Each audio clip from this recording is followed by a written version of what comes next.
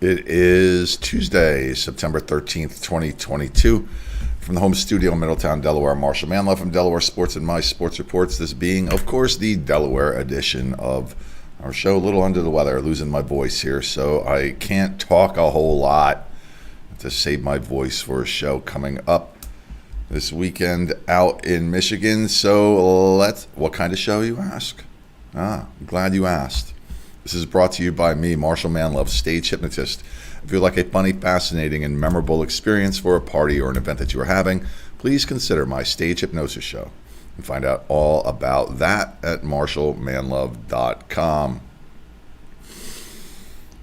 To the Delaware news for the day. What I could find anyway, what was submitted to me. Caesar Rodney's Brogan Callahan is committed to play field hockey for Westchester University in Pennsylvania. Submit your announcements of commitments to play the collegiate level to me at mysportsreports@gmail.com. Wilmington University, Janae Colston was named the CACC Rookie of the Week for the Wildcats soccer team. She scored the game-winning goal against 15th-ranked Malloy College and assisted on the game winner against Caldwell College last week. Speaking of commitments, Caravel Academy's Luke Poor has committed to wrestle for the University of Buffalo in New York. Another CACC Rookie of the Week from Wilmington University. This is Bryce Hansen from the Wildcat volleyball team.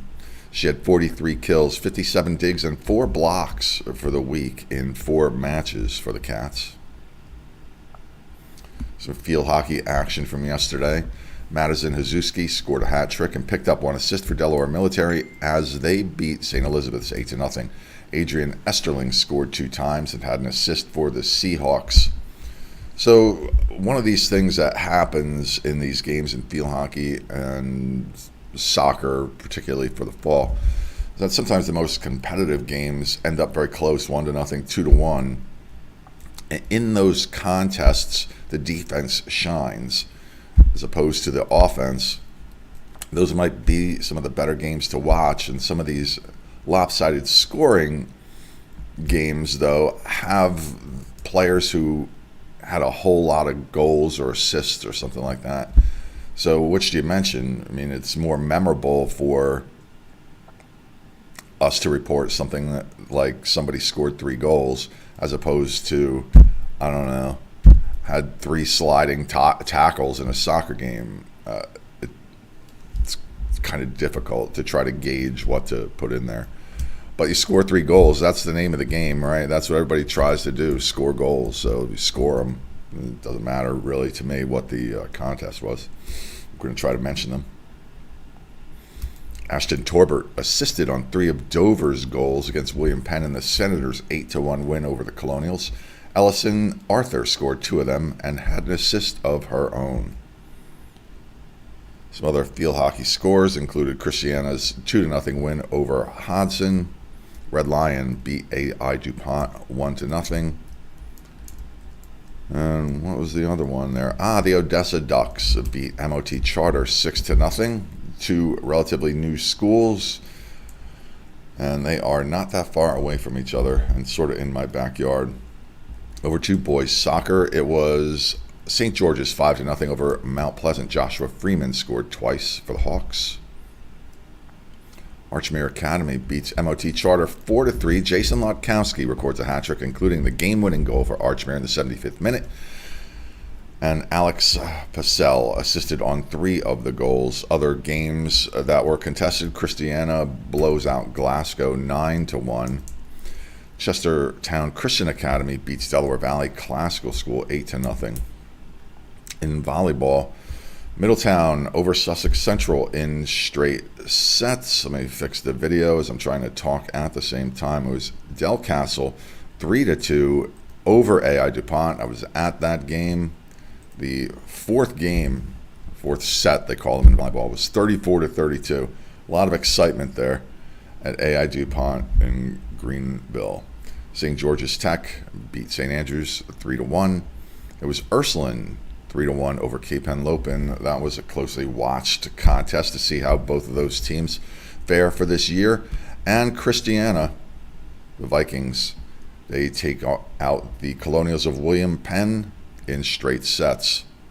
I said I was going to get some results from the Lake Forest Cross Country Festival, the 62nd annual. All I managed to get were the boys' results and the girls' junior varsity results, which I didn't post here. Someone sent the results, thought they were sending me the girls' results, and just sent me the boys' results again. So the Class A varsity boys team championship was won by Middletown, with Cape Henlopen coming in second and Cesar Rodney third. Top runner for Middletown was Jonathan Drew. And for the boys varsity B, we knew that Delaware Military Academy won the team title. Ethan Walther was their top runner, was Georgetown Day School second, and Indian River third. So if you have some news items that you would like to submit to me, just please do so at mysportsreports@gmail.com. One of the things I don't do here that everybody's all excited about every week are Athlete of the Week contests. If you have a nomination for an Athlete of the Week from your program, just send that to me. If you want to honor one of your players from one of your schools, one of your teams, just send it to me. I'll do it. Just send the name, a picture, some of the information, why you are trying to honor this particular athlete this week. I'll put it up there. Doesn't matter. We're not going to have contests like that. It gets a little too political. I've certainly done it in the past, right? I mean, and you have to with all state teams and all state and all conference teams. There's a certain amount of politicization there, and everybody likes to see their names and whatnot. But I'll gladly read more names than just trying to have some weird contest where everybody's voting and taking polls and whatnot. I'll take less views of the videos over that, to be quite honest. That's just the way I feel about it these days. It might change my mind. I don't know. Kind of under the weather today. So that's just kind of the mood that I'm in. All right, ladies and gentlemen, boys and girls, have to save my voice for the rest of the day. I'm Marshal Manlove.